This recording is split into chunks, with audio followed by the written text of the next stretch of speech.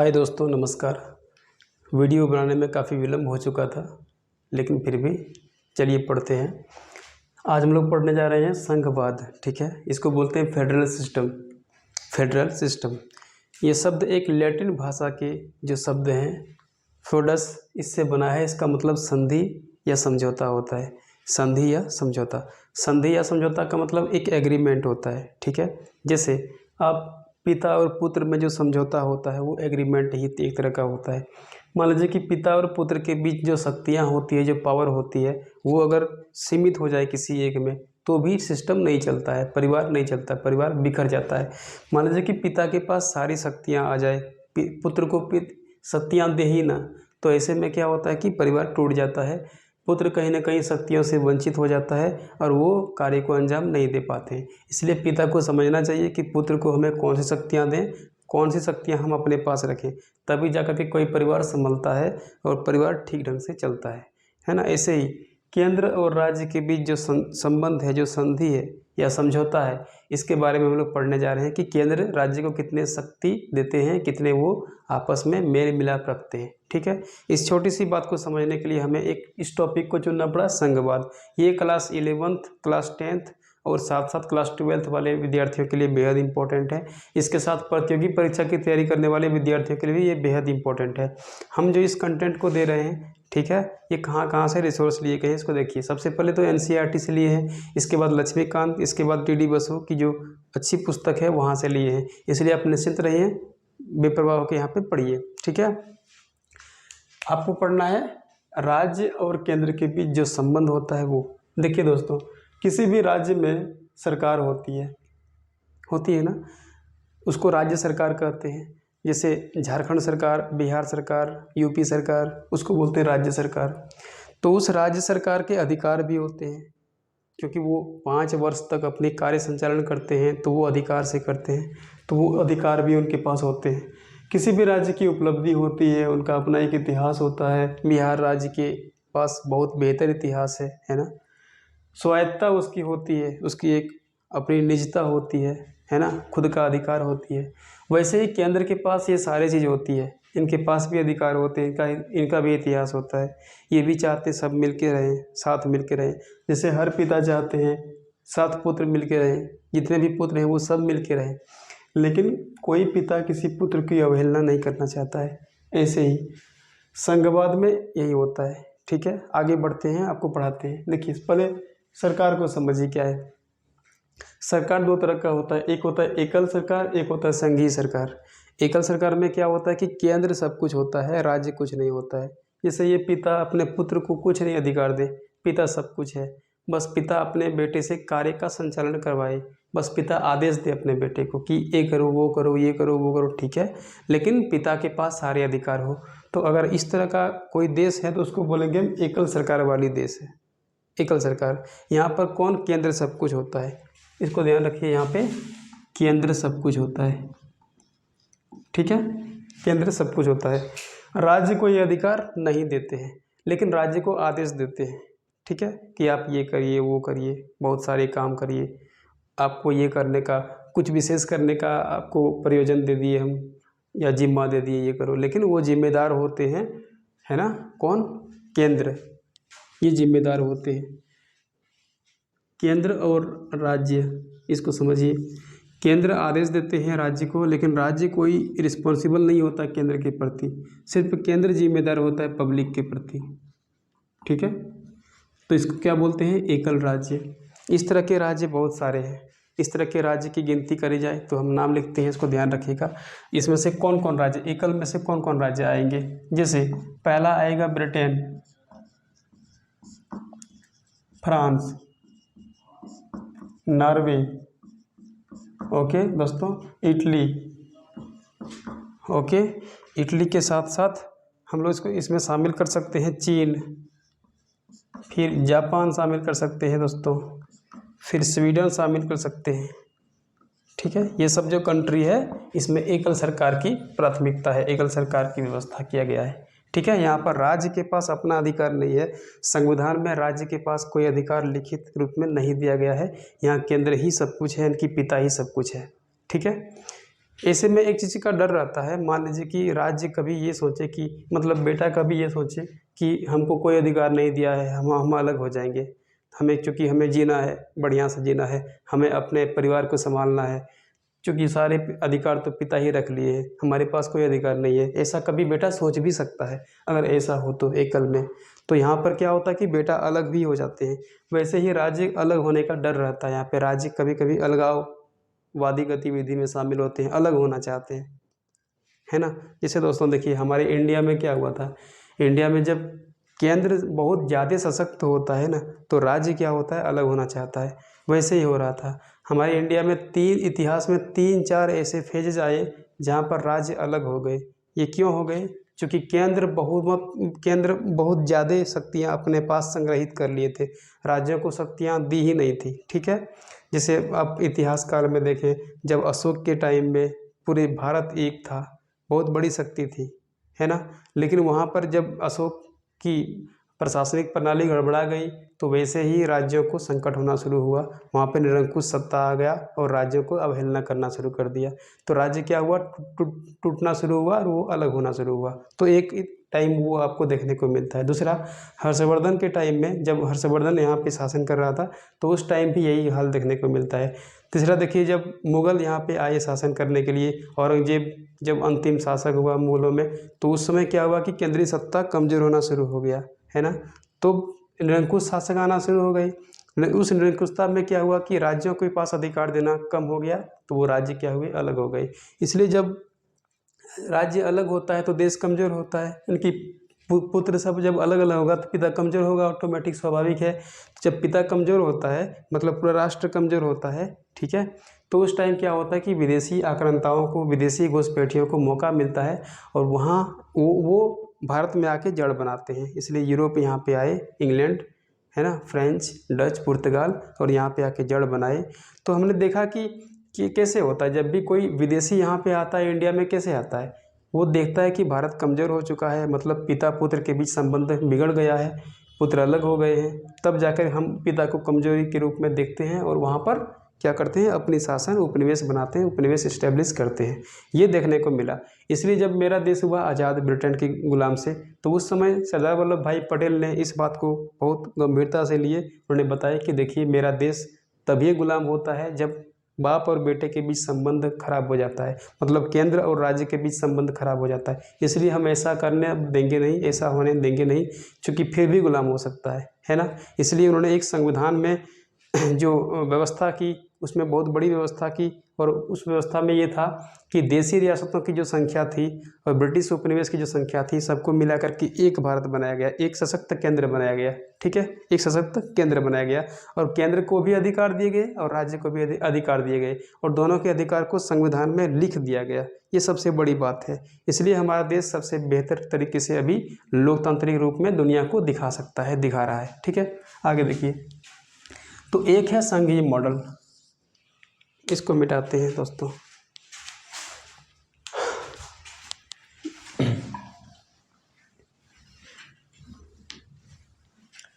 दूसरा क्या है, संघीय मॉडल। संघीय मॉडल में होता क्या है दोस्तों, देखिए, संघीय मॉडल में ये होता है कि केंद्र और राज्य, ठीक है, इन दोनों के पास शक्तियाँ होती है अलग अलग, और इन दोनों के पास जो शक्तियाँ होती है उसको संविधान में लिख दिया जाता है। ओके दोस्तों, संविधान में क्या किया जाता है, लिख दिया जाता है, ठीक है। केंद्र के पास जितनी शक्तियाँ हैं, राज्य के पास कितनी शक्तियाँ हैं, और केंद्र अपनी अपनी शक्तियों का उपयोग करेगा, केंद्र अपनी शक्ति का उपयोग करेगा, राज्य अपनी शक्ति का उपयोग करेगा। इसकी व्याख्या संविधान में कर दी जाती है, इसकी विषय संविधान में लिख दिया जाता है कि कौन से विषय पर राज्य का अधिकार है, कौन से विषय पर केंद्र का अधिकार है। ओके, तो ये परंपरा किस में पाया जाता है, संघीय मॉडल में, संघीय प्रणाली में। ओके, संघीय प्रणाली। तो देखिए, हमारे इंडिया में अगर संविधान की गिनती करें तो देखेंगे कि वहाँ मूलतः 97 विषय थी जो केंद्र के अधिकार में आता था। इन 97 विषयों पर कानून बनाने का अधिकार किसको है, केंद्र को है, ठीक है। राज्य के बारे में बोलेंगे तो मूलतः इसमें 66 विषय था। तो इन 66 विषय में अधिक कानून बनाने का अधिकार किसको था? राज्य को था। तो ऐसे ही बंटवारा कर दिया गया था। और क्या होता है कि यहाँ पे राज्य अपने अधिकार का उपयोग करता है और केंद्र के प्रति इस 66 विषय के मामले में इनका कोई जवाबदेही नहीं है कि ये इनको जवाबदेह दे। ठीक है, केंद्र के पास जो अधिकार है इनकी जवाबदेही राज्य के प्रति नहीं है कि हम क्या कर रहे हैं क्या नहीं कर रहे हैं। इनके पास 97 विषय है, इसमें ये कुछ भी करेंगे, राज्य इसमें आड़े नहीं आएगा। और राज्य के पास जो विषय है ये कुछ भी करेंगे, केंद्र इसमें आड़े नहीं आएगा। बस संविधान के हिसाब से ये कानून का मतलब इस्टेब्लिश होना चाहिए, क्रियान्वयन होना चाहिए, इसके बाद तो सब कुछ ओके है। लेकिन राज्य इसके प्रति जवाबदेह नहीं है और न ही केंद्र इसके प्रति जवाबदेह है। ठीक है, तो ऐसी हालत जब देखने को मिलता है तो उसे क्या बोलते हैं? संघीय मॉडल बोलते हैं। ठीक है, संघीय मॉडल वाले देशों की संख्या एक बार देख लीजिए, कौन कौन से देश हैं जो संघीय मॉडल में है। देखिए टोटल 194 कंट्री में से 25 कंट्री ऐसे हैं दोस्तों जहाँ पे संघीय मॉडल देखने को मिलता है। और ये पूरी जो विश्व की जो आबादी है, विश्व की आबादी है यानी कि 8.2 अरब आबादी में से 40% भूमिका निभाता है ये 25 कंट्री। समझे कि नहीं? मतलब 820 करोड़ जो जनसंख्या है पूरे विश्व की, उसमें से 40% जनसंख्या किस में आता है? उन 25 देशों में जहाँ पर संघीय मॉडल देखने को मिलता है। ओके, तो इन देशों के नाम कुछ नाम आपको ध्यान रखना है। जैसे कौन कौन से देश हैं जो संघीय मॉडल से संचालित है, संघीय मॉडल से प्रभावित हैं। उसमें से एक का नाम है अमेरिका दोस्तों, अमेरिका, रूस, ठीक है, Canada, Switzerland, okay, Australia, okay, Argentina, okay. इस लिस्ट में हम लोग ब्राज़ील को भी शामिल कर सकते हैं दोस्तों। ब्राज़ील भी एक ऐसा कंट्री है जो क्या है? संघीय मॉडल से संचालित है। ओके, यहाँ पे किसी को कोई दिक्कत नहीं। आप एकल मॉडल को समझ गए, संघीय मॉडल को भी समझ गए। इन दोनों मॉडल को समझने के बाद आइए देखते हैं कि भारत की क्या मॉडल है, भारत की क्या दशा है। ठीक है,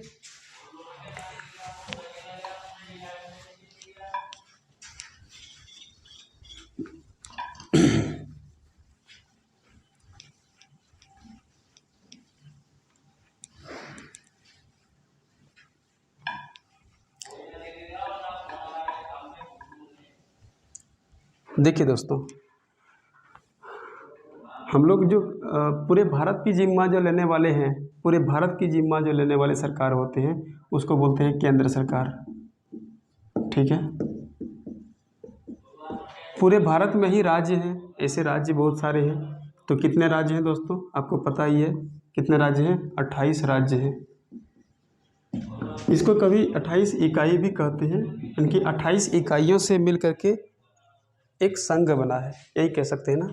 कुछ राज्यों में, कुछ देशों में देखिए इकाई को अलग अलग नाम से जाना जाता है। जैसे हम एग्जांपल के तौर पे कहें, यूएसए में है ना, यूएसए में इसको राज्य कहते हैं। क्या बोलते हैं दोस्तों? राज्य कहते हैं। ठीक है, रूस में इसको गणराज्य कहते हैं। ठीक है, इसके बाद देखिए दोस्तों स्विट्जरलैंड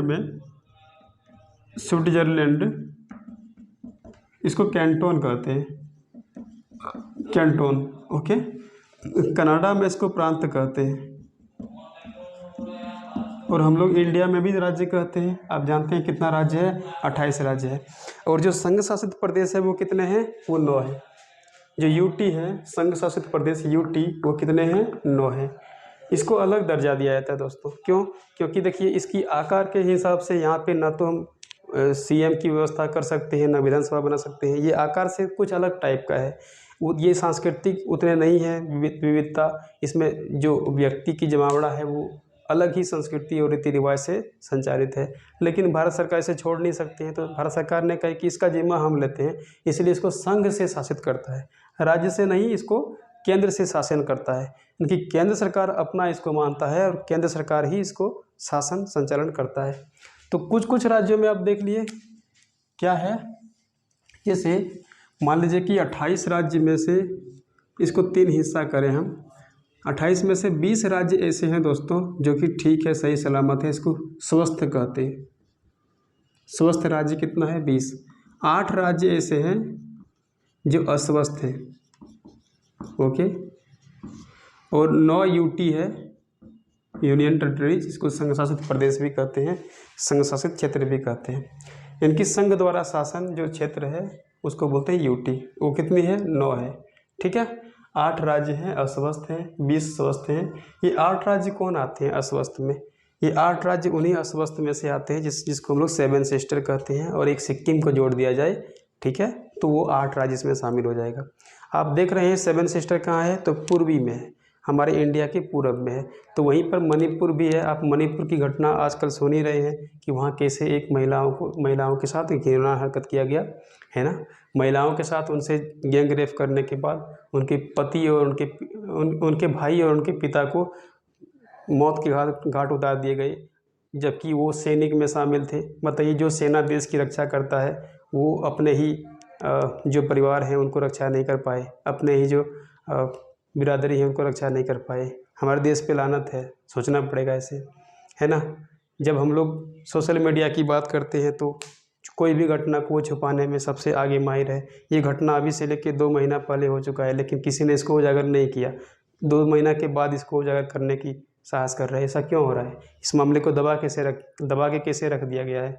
हम ऐसे विश्वगुरु बन पाएंगे? इंडिया ऐसे क्या आगे बढ़ पाएगा? ऐसे नहीं होना चाहिए। तो मणिपुर जैसी जगह में ऐसे घटनाएं होती है, उसके पीछे है कि राज्य का अस्तव्यस्त होना। दोस्तों देखिए क्या है कि जैसे मेरा देश आज़ाद हुआ तब से इन 8 राज्यों पर किसी का ध्यान ज़्यादा नहीं गया। वो बहुत तरह की आतंकवादी गतिविधियों से, बहुत तरह की माओवादी और टेररिज्म व्यवस्था से पीड़ित होते गए, है ना। बगल में बर्मा है, बांग्लादेश है, चाइना है, उन सब ने खूब उन पे दमन किया, अत्याचार किया। और जो बाहर के असामाजिक तत्व हैं वहाँ पे घुसपैठिए के रूप में रहा और वहाँ अराजकता फैलाई, वहाँ धर्म परिवर्तन करने का प्रयास कराए, वहाँ पर बहुत सारे लोगों को तकलीफ देने का प्रयास कराए। तो ऐसे में क्या हुआ कि वो 8 राज्य अस्वस्थ हो गए, इनहेल्दी हो गए, और ये मुकाबला नहीं कर पा रहे थे इन 20 राज्यों की। लेकिन एक सशक्त केंद्र होने के नाते भारत सरकार को दोनों को देखना पड़ेगा। 20 स्वस्थ राज्य को भी देखना पड़ेगा और 8 अस्वस्थ राज्य को भी देखना पड़ेगा। तब जा कर के हम क्या कर सकते हैं, हम अपनी संघवाद जैसी प्रणाली को बढ़िया से चला सकते हैं। इसलिए दोस्तों ये भी आप देखिएगा कि वर्तमान जो एनडीए सरकार है, जो 10 साल से कार्यरत, 2 कार्यकाल पूरे कर चुके हैं, पूरे करने जा रहे हैं ना, तो वो इन पर खूब ध्यान देने का योजना बनाए हैं। तो दो इन पर जो योजनाएं बनी है, लुक एक्ट ईस्ट, है ना, या फिर एक्ट ईस्ट पॉलिसी, या पूरब की ओर देखो, तो वो जो योजना है वो इसके लिए रखा गया है, क्योंकि पूरब डेवलपमेंट होगा तब ये सब कुछ होगा, क्योंकि वहाँ विकास होने के बहुत सारे संभावना है, बहुत सारे संसाधन है, ठीक है। वहाँ विकास कर सकते हैं, बशर्ते उस पर ध्यान दिया जाए। उनको अस्वस्थ से हम स्वस्थ बना सकते हैं। तो भारत सरकार किस तरह से भूमिका निभाता है, किस तरह से जिम्मेदारी का वहन करता है, उसको बोलते हैं हम लोग संघवाद, ओके। तो ये क्या है ना कि 20 स्वस्थ राज्य हैं और 8 अस्वस्थ राज्य हैं। इनको केंद्र सरकार के प्रति गहरी आस्था होनी चाहिए, गहरी विश्वास होनी चाहिए, और इन्हें भी इनको अधिकार देना चाहिए। केंद्र सरकार भी इनको कहीं ना कहीं सम्मान, सुरक्षा, इनको सिक्योरिटी के साथ इनके साथ पेश होना चाहिए। तब जाकर के ये ठीक रह पाएंगे, सब एक रह पाएंगे। ऐसी घटनाएं देखने को, है ना, नहीं मिलेगा जैसे मणिपुर की घटनाएं देखने को मिल रहा है। तो हम लोग समझ गए कि इंडिया ऐसा क्यों शामिल हो गया। इंडिया इसलिए शामिल हो गया ताकि ये सब एक रह पाए, भविष्य में हमेशा एक रह पाए। आगे बढ़ते हैं, देखते हैं कि एक जो संघवाद होती है इसकी क्या विशेषता होती है। संघवाद होने का मतलब क्या है, इसमें कौन कौन से गुणधर्म होते हैं जिसको हम संघवाद कहते हैं। क्या भारत संघवाद है? मतलब क्या भारत एकल राज्य व्यवस्था चलाते हैं, एकल प्रशासन चलाते हैं, या एकल सरकार है, या फिर भारत में संघीय सरकार है, संघवाद है ना। इन दोनों को देखना है, इन दोनों को निरीक्षण करना है।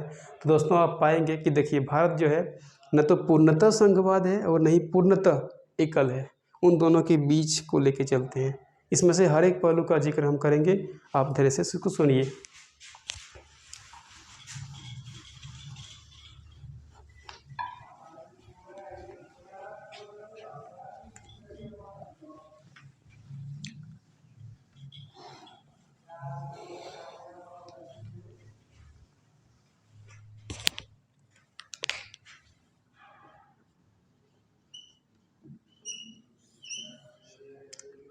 दोस्तों इंडिया में दोनों तरह के तत्व पाए जाते हैं,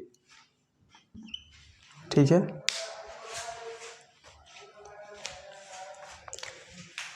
इसमें आपको संघीय सरकार के तत्व भी देखने को मिलेंगे और इसमें एकल सरकार के तत्व भी देखने को मिलेंगे, ठीक है। एक चर्चा करें कि दोनों में कौन कौन से तत्व आते हैं, भारत में कैसे इसकी रेलिवेंस है, कैसे इसकी लिंक है। तो पहला में दोस्तों ये आता है, संघीय सरकार के जो तत्व होते हैं वे हैं द्वैध शासन पद्धति, द्वैध शासन, ठीक है। द्वैध शासन का मतलब होता है दोस्तों कि दो तरह के शासन हो, दो स्तर के शासन हो, एक केंद्र में शासन हो, एक राज्य में शासन हो। तो आप जानते हैं केंद्र में विधानसभा होते हैं, राज्य में केंद्र में कौन होते हैं, लोकसभा होते हैं, राज्य में विधानसभा होते हैं। राज्य में हर देश की जो सरकार होती है वो कहीं ना कहीं अपने यूनिट्स को, अपने इकाइयों को तोड़ तोड़ के वहाँ भी सरकार इस्टेब्लिश करता है, जहाँ पर संघीय मॉडल देखने को मिलता है। तो राज्य में कौन होता है, विधानसभा, केंद्र में कौन होता है, लोकसभा। तो इसको द्वैध शासन प्रणाली कहते हैं, ठीक है, द्वैध शासन प्रणाली। इसको द्विशासन प्रणाली भी कहते हैं, एक केंद्र में होता है, एक राज्य में होता है, ठीक है। राज्य में जो होता है उसे क्या बोलते हैं, राज्य सरकार बोलते हैं, ठीक है। जैसे बिहार सरकार, यूपी सरकार, झारखंड सरकार, है ना। राज्य में विधानसभा भी होता है, विधानसभा भी होता है, ओके। केंद्र में क्या होता है, केंद्र में संसद होते हैं, जहाँ पे लोकसभा के माध्यम से आते हैं, लोकसभा, संसदीय शासन प्रणाली। इसमें राज्यसभा भी होते हैं, ओके, राज्यसभा भी होते हैं, ठीक है। तो यहाँ पर इसको केंद्र सरकार भी कहते हैं, इसको संघ सरकार भी कहते हैं, संघ सरकार या केंद्र सरकार, ठीक है। इसकी जिम्मा क्या है, केंद्र की जिम्मा क्या है, केंद्र की जिम्मा ये है कि ये पूरे भारत को लेके चलता है, ये पूरे भारत के हित में काम करता है ना। और राज्य की जिम्मा क्या है कि राज्य की जिम्मा अपने राज्य के हित में काम करता है। जैसे पिता पूरे परिवार को देखेगा ना, पूरे परिवार को संभालेगा ना, लेकिन बेटा क्या करेगा, बेटा खुद को संभालेगा, है ना। इन दोनों के बीच जो संबंध है वो यही है। वैसे ही केंद्र क्या करता है, पूरे भारत की जिम्मा लेता है, क्योंकि वो पूरे भारत से चुन चुन कर आते हैं प्रतिनिधि, ठीक है। और राज्य में क्या होता है कि राज्य की अलग अलग बांट दिया गया है, वो अपने राज्य को संभाले। तो दो तरह की जो शासन पद्धति है इसको द्वैध शासन पद्धति कहते हैं। तो पहली गुणधर्म ये है, ओके दोस्तों। आगे देखिए,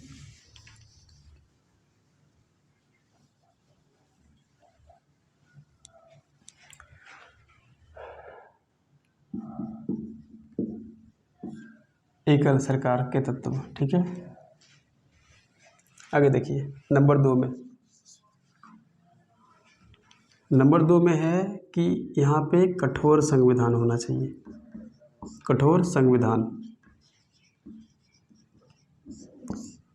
दोस्तों आप संविधान के बारे में जानते हैं, संविधान क्या होता है, एक ऐसा दस्तावेज है, एक ऐसा किताब है जिसको सबकी समर्थन मिली है, जनता की समर्थन मिली है, बड़े बड़े विद्वानों की समर्थन मिली है, प्रशासनिक तत्वों की समर्थन मिली है, और सब ने उनको संजो के रखते हैं, ठीक है। वो किताब है जहाँ पर अधिकारों के दस्तावेज उसको कह सकते हैं, यानी कि प्रशासन प्रणाली के तौर तरीके के बारे में लिखा होता है।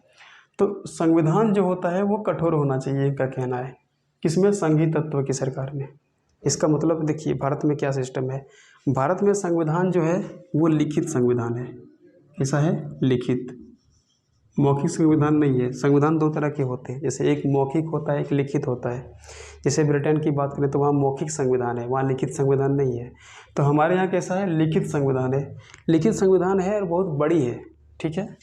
वजन के हिसाब से देखें तो ये 13 kg आता है, इतनी बड़ी, ठीक है, बहुत बड़ी है। इसमें मूलतः कितना था, 395 अनुच्छेद था, है ना, 22 भाग थे और 8 अनुसूचियाँ थी। अभी तो ये बदल गए हैं, अभी 470 से ज़्यादा हो गए हैं और 25 भाग में है और 12 अनुसूची में विभक्त है, ठीक है। तो इतनी लेंदी संविधान है, इतनी बड़ी संविधान है, इतनी लंबा संविधान है। लेकिन एक बात है कि कठोर संविधान के बारे में आपको समझना कि इंडिया की हालत क्या है, इंडिया में कैसा है। कठोर संविधान हमारे यहाँ है नहीं, ठीक है। हमारे यहाँ संविधान है लचीला, फ्लेक्सिबल, ठीक है, लचीला है। लचीला का मतलब क्या होता है कि इसे जब चाहें तब हम मुलायम कर सकते हैं, जब चाहें इसे हम कठोर कर सकते हैं, तो ऐसे होना चाहिए। क्योंकि देखिए, जब संविधान में जो चीज़ें लिखी गई है उसको उस पर समय के अनुसार हमें चेंज भी करना होता है, क्योंकि समय सबसे बड़ी चीज़ होता है। समय के हिसाब से डिमांड बढ़ती है, डिमांड के हिसाब से हमें चीज़ों को बदलाव करना पड़ता है। और जहाँ पर समय के हिसाब से मोल्डिंग नहीं किया जा रहा है, बदलाव नहीं किया जा रहा है, तो वो तो पहले परंपरा के हिसाब से चल रहा है ना, तो फिर वो निरंकुश बन जाएगा, तो फिर वो रूढ़िवादी बन जाएगा। जैसे फ्रांस में था, फ्रांस में जो क्रांति हुई किस लिए हुई? ऐसे इसलिए तो हुई क्योंकि वहाँ के संविधान में संशोधन नहीं किए जा रहे थे। वहाँ संविधान इतना कठोर था कि उसको फ्लेक्सिबल, लचीला बनाने की कोई प्रयास नहीं करा जा रहा था। इसलिए वहाँ पर क्या हुआ कि विद्रोह हुआ, क्रांति हुआ, अंत में अराजकता फैली, उपद्रव फैला। तो हमारे यहाँ कठोर ही रहेगा तो फिर दिक्कतें आना शुरू हो जाएगा। इसलिए हम लोग क्या करते हैं, फ्लेक्सिबल रखते हैं, लचीला रखते हैं, ताकि इसको जब हिसाब से चाहें तब इसको मोल्ड कर पाएँ। बशर्ते क्या है, देखिए दोस्तों, फ्लेक्सिबल को हम अगर कठोर से अगर हम इसको निम्न में लाएंगे या न्यून में लाएंगे, तो उसमें क्या करना होता है कि आधे से ज़्यादा राज्यों का समर्थन होना चाहिए। ठीक है, राज्यों का समर्थन होना चाहिए। तो कितनी भी कठोर प्रावधान क्यों ना हो, कितनी भी कठोर संविधान क्यों ना हो, यदि आधे से ज़्यादा राज्यों का समर्थन है तो उसको बदला जा सकता है, उस प्रावधान को चेंज किया जा सकता है। बाकी जो छोटे छोटे प्रावधान हैं, जिसमें जो बेसिक स्ट्रक्चर है, जो संविधान की मूल संरचना है, उसमें अगर आघात ना पहुँचे, वो स्थिर रहे, तो वहाँ पर आराम से संसद भवन ही चेंज कर देते हैं संविधान की प्रावधानों को। ठीक है, तो यहाँ पे समझना कि कठोर संविधान हमारे यहाँ है, लेकिन फिर भी क्या है, फ्लेक्सिबल है, इसको हम बदल सकते हैं। ओके, तो ये रहा कठोर संविधान की भूमिका। आगे देखिए दोस्तों, बढ़ते हैं।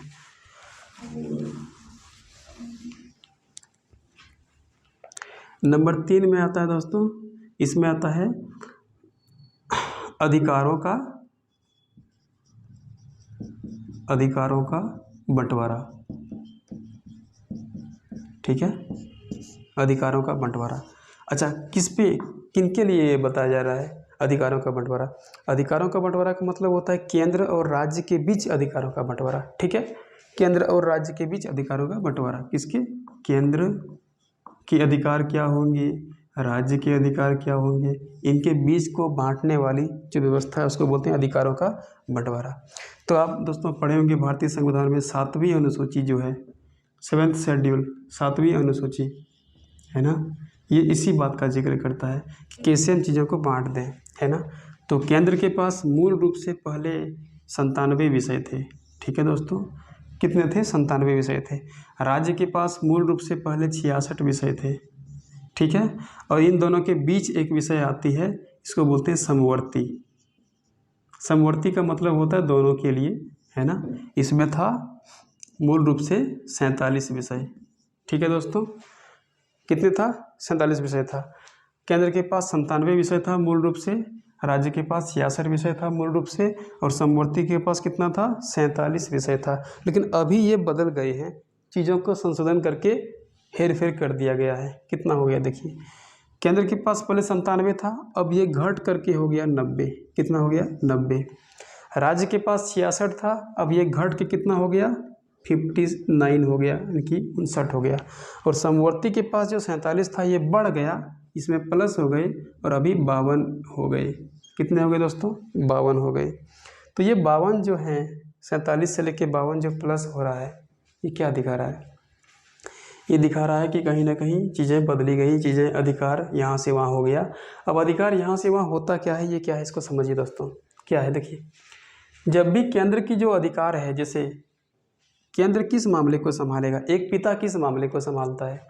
पिता सुरक्षा को संभालता है, परिवार की इज्जत को संभालता है, परिवार के बीच क्या संबंध रहे वो देखता है ना। बाहर से अगर कोई प्रभाव आए तो पिता उसको सुरक्षा में रखता है ना। एक पूरे सिस्टम को, परिवार की जो पूरे सिस्टम है, जो पूरे परिवार पर विषय आ जाता है, उसको कौन संभालता है? पिता ही संभालता है ना। वैसे ही केंद्र, अब जैसे सुरक्षा की बात करें हम, सुरक्षा तो केंद्र को देना पड़ेगा ना, पूरे भारत को देना पड़ेगा, है ना। ऐसा नहीं कि सिर्फ बिहार को सुरक्षा देंगे हम या सिर्फ उड़ीसा को सुरक्षा देंगे हम। सुरक्षा की जब बात आएगी तो पूरे भारत को सिक्योर करना है ना, पूरे भारत को सुरक्षा देना है।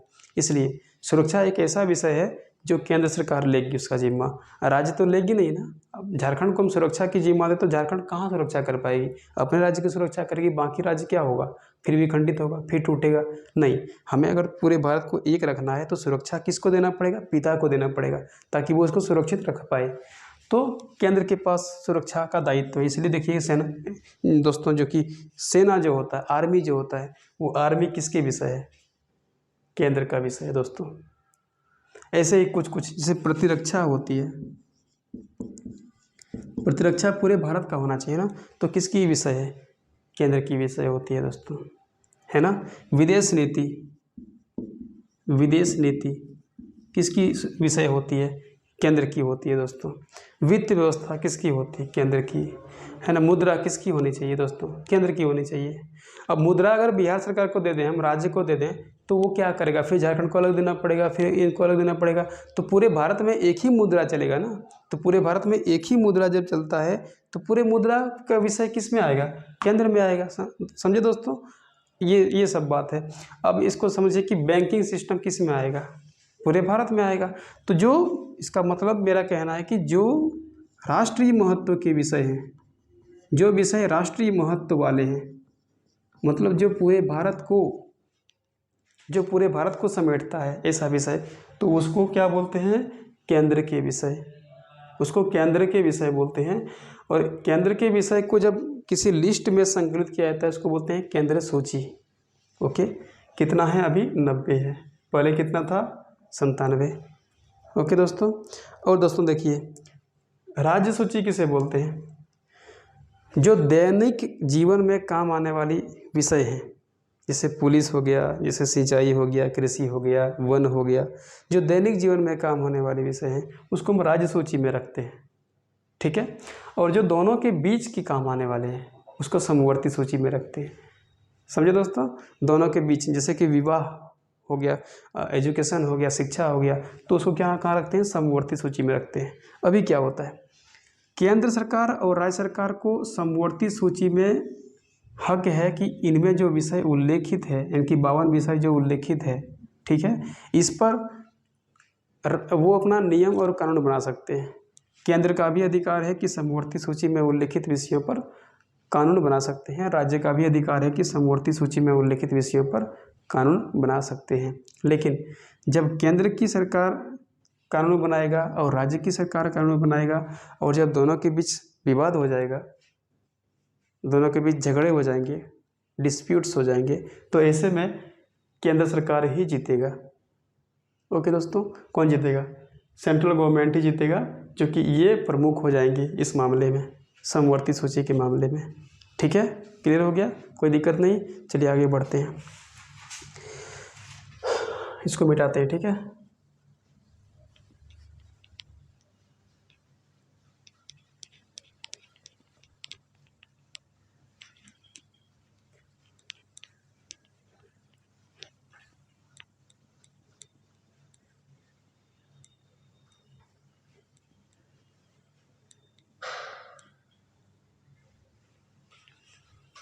चौथा पॉइंट पे आइए दोस्तों। चौथा पॉइंट बोलता है संविधान की सर्वोच्चता। संविधान की सर्वोच्चता, सुप्रीमेसी ऑफ कॉन्स्टिट्यूशंस। ठीक है, देखिए दोस्तों, हमारे जो भारतीय लोकतंत्र है, इसमें सबसे पहले प्रमुख अगर किसी को जगह दिया है तो वो संविधान को जगह दिया है। संविधान को सबसे प्रमुख माना गया है। इसके लिए सुप्रीम कोर्ट बने हैं जो संविधान को हमेशा देखते रहते हैं। ओके दोस्तों, देखिए कैसे संविधान सर्वोच्च है, इस अवधारणा को हमारे ही देश में सबसे पहले प्रमुखता दिया गया है। सुप्रीम कोर्ट जो है, यानी कि सर्वोच्च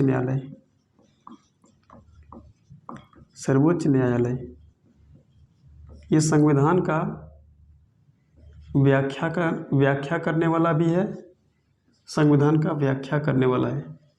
ठीक है, और ये देखते हैं कि जितने भी यहाँ पे काम हो रहा है, नियम बन रहा है, लॉ बन रहा है ना, तो वो क्या संविधान के अनुकूल बन रहा है कि नहीं बन रहा है। वो ये देखते हैं कि संविधान में जो मूल संरचना है, बेसिक स्ट्रक्चर है, क्या उसको तो कोई बिगाड़ नहीं रहा है। वो ये देखते हैं कि अधिकारों का बंटवारा जो हुआ है, राज्य सूची, समवर्ती सूची या केंद्र सूची, तो क्या इसमें कहीं पे झगड़े तो नहीं हो रहे हैं, या कौन सा विषय किसके हैं। मौलिक अधिकार का उल्लंघन जब होता है तो कौन संभालते हैं, सुप्रीम कोर्ट संभालते हैं, है ना। तो ये जो जितने भी बातें हम बताए ये सब संविधान में लिखी गई है, और संविधान के हिसाब से ही देश चलता है ना दोस्तों। संविधान के हिसाब से ही क्या चलता है, देश चलता है, राज्य चलता है। तो ये सारे संवैधानिक उपाय किए जा रहे हैं, संवैधानिक प्रबंधन किए जा रहे हैं।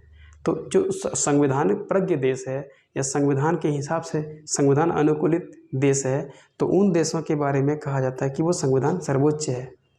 न सरकार सर्वोच्च है, न न्यायपालिका सर्वोच्च है, न कार्यपालिका, न विधायिका। कौन है सर्वोच्च? सर्वोच्च संविधान, उसके हिसाब से चलता है। संविधान क्या है, समझ में आ गया। एक स्ट्रक्चर है जो लिखा गया है, जिसके हिसाब से लोगों को चलना पड़ता है, देश को चलना पड़ता है, सरकार को चलना पड़ता है। ओके, तो वो संविधान सर्वोच्च होनी चाहिए। संविधान में कोई मोल्डिंग नहीं कर सकते, कोई बदलाव नहीं कर सकते, ठीक है। और संविधान की सर्वोच्चता इसी में है कि यहाँ पे मूल संरचना है, मूल संरचना। इसमें सारी बातें लिखी गई है कि केंद्र के पास क्या अधिकार है, वो क्या कर सकता है, राष्ट्रपति क्या कर सकता है ना। इसमें मंत्रिमंडल क्या कर सकते हैं, वो सारी बातें लिखी गई है। तो कोई भी व्यक्ति जो लिखी गई बातें हैं उससे हट के काम नहीं कर सकता है। अगर काम करेगा तो फिर न्यायालय देखेगा ना, चूँकि न्यायालय वहाँ पे देखते रहते हैं। जुडिशियल रिव्यू जैसी बात आप सुने होंगे, हमने बताया था, जुडिशियल रिव्यू या न्यायिक सक्रियता या न्यायिक पुनर्विलोकन, न्यायिक अवलोकन, वो सारे देखते रहते हैं सर्वोच्च न्यायालय। तो ये सारी बातें हैं पे यहाँ संविधान की सर्वोच्चता होनी चाहिए। ओके, आगे देखते हैं। देखिए,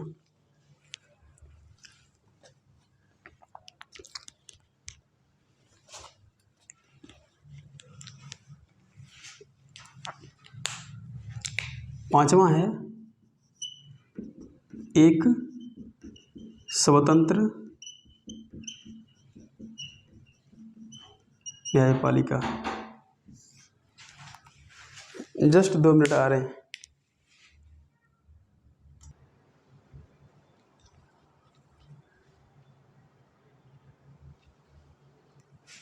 जी हाँ दोस्तों, तो एक स्वतंत्र न्यायपालिका की व्यवस्था करने की बात कौन करता है, संघीय सरकार करता है, ठीक है। इसमें क्या होता है, देखिए, इसमें न्यायालय जो होता है, न्यायालय, इसके पास अधिकार होते हैं। मूल अधिकार 2 होते हैं। क्या अधिकार होते हैं?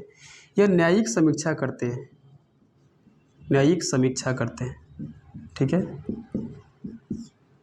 न्यायिक समीक्षा का मतलब क्या होता है कि सरकार यदि कोई गलत काम करे तो वो देखते रहते हैं, ठीक है।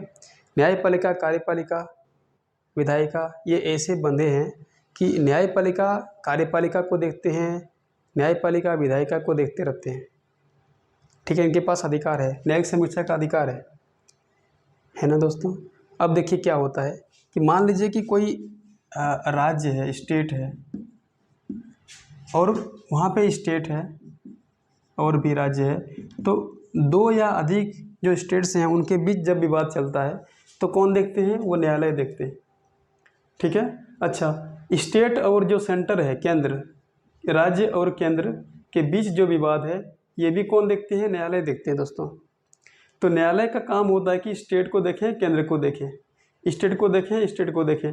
जब इन दोनों के बीच जब विवाद होता है तो कौन निपटारा करता है, न्यायालय करता है निपटारा।